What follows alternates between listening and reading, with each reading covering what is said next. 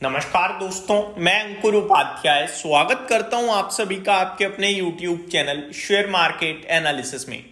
दोस्तों, कल जब बजट खत्म हुआ उसके बाद हमने एक वन साइडेड फॉल देखा है और फॉल था रेलवे स्टॉक्स में, डिफेंस में, जिसमें अगर मैं बजट से पहले इनफैक्ट मैं अगर 11 बजे तक कल भी स्टॉक्स का चार्ट ओपन करके देखूं ना, रेलवे स्टॉक्स का या डिफेंस स्टॉक्स का, they are doing very well. अगर आप आरवीएनएल की पर्टिकुलरली बात करो, जो कल सबसे बड़ा लूजर बनकर सामने आया निफ्टी मिड कैप में, 9% के समथिंग गिरा है, लेकिन वो कल 11 बजे के करीब 500 रुपए के ऊपर था। 502 रुपए का हाई है उस स्टॉक का, एंड एट द एंड वो डेज लो के पास बंद होता हुआ देखा है आप सभी ने। अब ये जो फॉल आया है ना, इस फॉल में काफी इन्वेस्टर्स के मन में सवाल है, यार ऐसा क्यों हुआ? ऐसा इसलिए हुआ क्योंकि रेलवे और डिफेंस को लेकर FM finance minister Nirmala Sitharaman ji ने कुछ बोला ही नहीं स्पीच में। एंड अगर अलोकेशन की बात करें तो अलोकेशन तो आया है, देखो बोला बेशक ना हो लेकिन अलोकेशन आया है। मैं आपको बताना चाहूंगा, एक रिपोर्ट आई है मनी कंट्रोल पे, वो क्या कह रही है वो बताता हूं। Government holds capex study with key support to defence, power and railway. आगे देखें, delivered a negative surprise to the defence sector, ये एक हेडलाइन भी लगाई है, पूरी डिटेल बताता हूं। Government capex increased marginally to ₹11.21 lakh crore below expectation. Defence capex up 12%, railway capex rises 6%।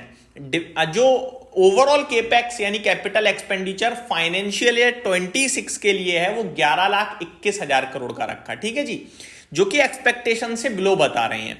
और अगर आप इसे करंट फाइनेंशियल ईयर के मुकाबले देखो तो ये 10% का जंप है। 11,10,000 करोड़ का अनुमान दिख रखा था फरवरी 2024 में, लेकिन कर खर्च गवर्नमेंट जो पाई है वो 10,18,000 करोड़ कर पाएगी, ऐसा कह रही है। अगले वित्त वर्ष में 11,21,000 करोड़ का टारगेट दिया। डिफेंस केपेक्स तो 12% अप किया है और रेलवे 6% अप किया है। Ship building, power and nuclear energy initiative get policy push, sorry. तो न्यूक्लियर एनर्जी पे तो बहुत बड़ा फोकस था, 100 गीगावाट की बात करी जा रही है। अब ऑब्वियस है, जब आप डेटा सेंटर बनाने की बात करोगे तो न्यूक्लियर एनर्जी लगानी पड़ेगी, अदरवाइज आप इतना पावर लाओगे कहां से, है ना? क्योंकि जो ये डेटा मैनेज करने के डेटा सेंटर्स होते हैं, बहुत हैवी इलेक्ट्रिसिटी की डिमांड रहती है, तो न्यूक्लियर एनर्जी तो आपको लगानी ही लगानी पड़ेगी। आगे देखा जाए तो यहां पे लिखा है 11.21 crore for the fiscal FY26, जैसा मैंने आपको बताया, against the revised estimate of 10.18 lakh crore for FY25 an increase of 3.7%। This marks a slight reduction from the original estimate of over 11 lakh crore for FY25। क्या कह रहे हैं? करंट वित्त वर्ष में 11,10,000 करोड़ का अनुमान था, लेकिन कर खर्च रहे हैं 10,18,000 करोड़, और इसी की वजह से बाजार कल टूटा भी था एक समय, क्योंकि ये केपेक्स उन्होंने घटा दिया। लेकिन अगले वित्त वर्ष के लिए केपेक्स का टारगेट सही रखा है, ठीक है जी, इसीलिए बाजार संभल भी गया वापस से। The government's conservative stance aim to maintain fiscal, ये छोड़ता है, हम डायरेक्ट पढ़ते हैं रेलवे पे और डिफेंस पे। तो यहां लिखा है defence capital expenditure was increased by 12% to 1.8 to 1.92 lakh crore, reinforcing India's focus on military modernisation. Similarly railway secured 6% capex hike to 2.5 lakh crore.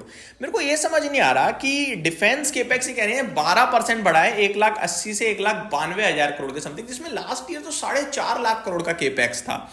उसके बावजूद ये तो कम हुआ है, और ये मार्केट की एक्सपेक्टेशन से काफी कम है, through below market expectations leading to sell off in railway stocks like Ircon and RVNL.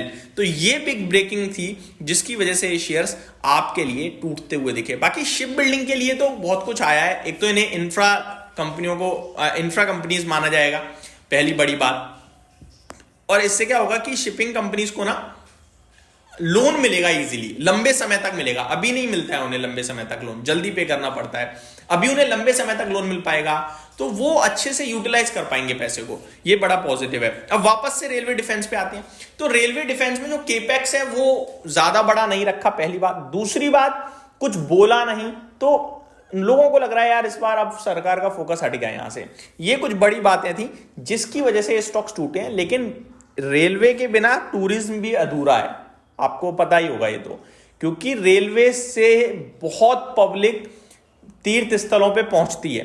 तो यहां तो वंदे भारत को आगे बढ़ाना होगा, तो यहां चलेंगी, टेंशन मत लीजिए। बट जो रैली आप सभी ने देखी है वो रैली नहीं मिलेगी, अब थोड़ा समय ज्यादा लग सकता है, और प्लस कहीं ना कहीं हो सकता है थोड़ा सा आपको स्लो डाउन भी दिख सकता है।